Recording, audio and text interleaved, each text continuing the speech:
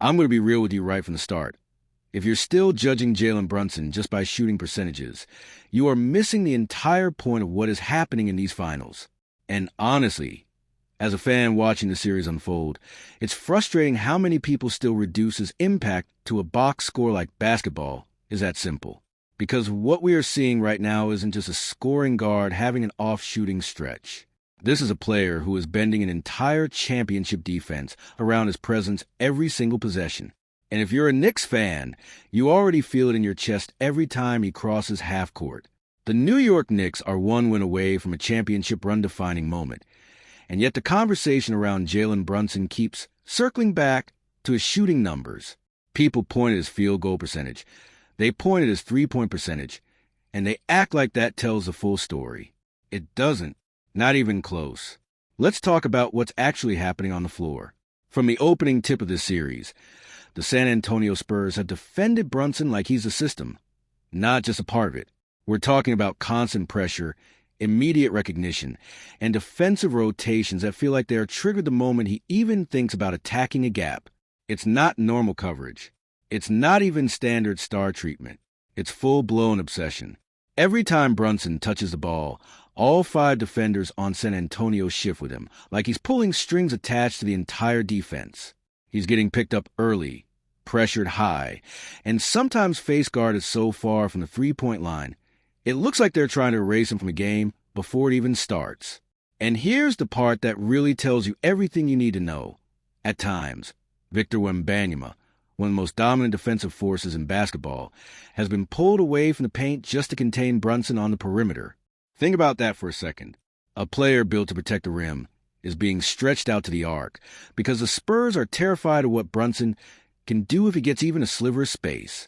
That alone should tell you how serious this is. But what makes it even more ridiculous is that Brunson is still controlling everything. He's not just surviving the pressure, he's manipulating it. Every hard closeout, every trap, every aggressive switch is creating something behind it. And this is where the Knicks' entire offense starts to breathe. Because when Brunson draws that much attention, it doesn't just stay with him. It bleeds into everything. OG Anunoby suddenly gets runway to attack downhill. Karl Anthony Towns gets smaller defenders switched onto him and immediately becomes a decision-maker at the top of actions. Passing lanes open that simply should not exist against a defense as disciplined as San Antonio's. And the funny part is, the Spurs know this. They see it happening. They adjust.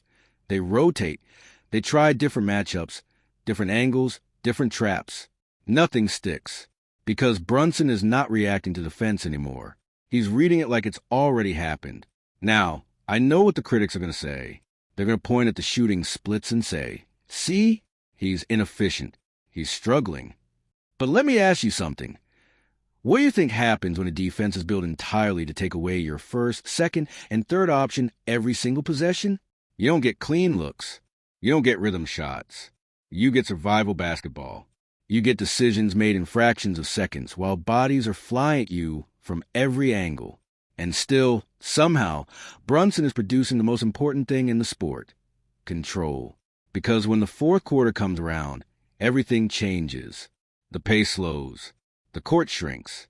And suddenly, the same defense that looked relentless for 3 quarters starts to crack. That's where Brunson lives. And if you've been watching the series closely, you already know what happens in those moments. He stops being just a facilitator. He stops being just a scorer.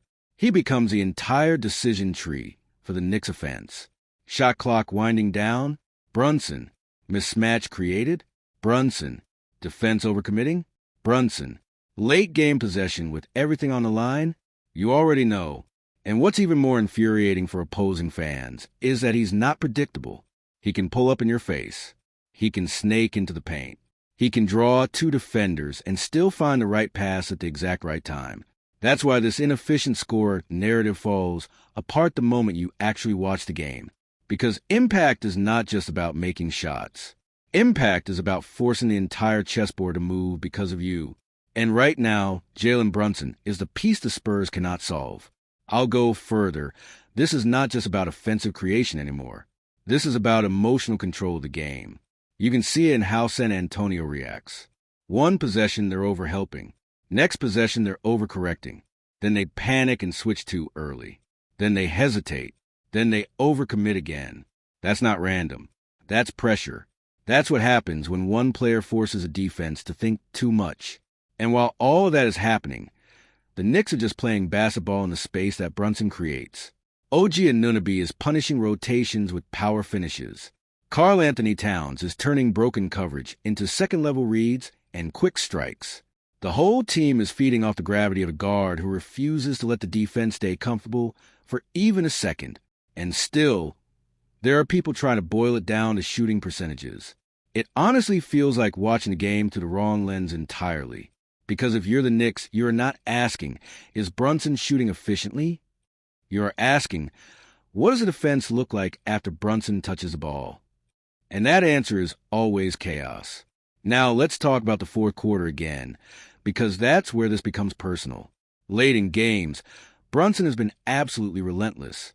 The numbers, if you want them, tell part of the story.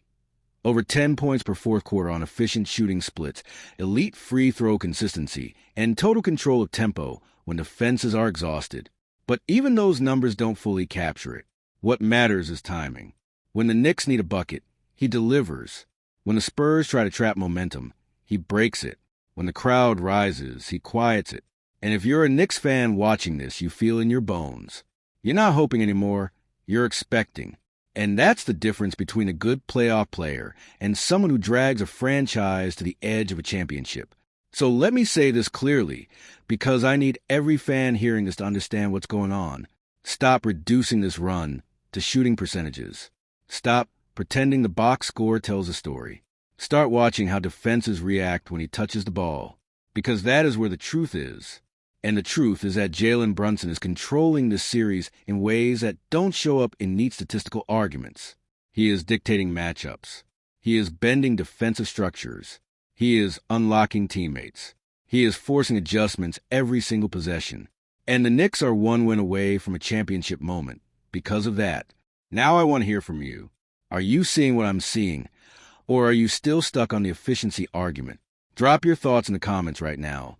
Don't just scroll past this. Do you think Brunson is the most important player in this series? Or do you think the critics are right? And while you're at it, if you're a real Knicks fan riding with this team, hit that like button so we know how many of us are locked in for this run. Because this is not just another playoff series. This is the kind of moment that defines eras. And I'm telling you right now, whether people admit it or not, Jalen Brunson is at the center of it all.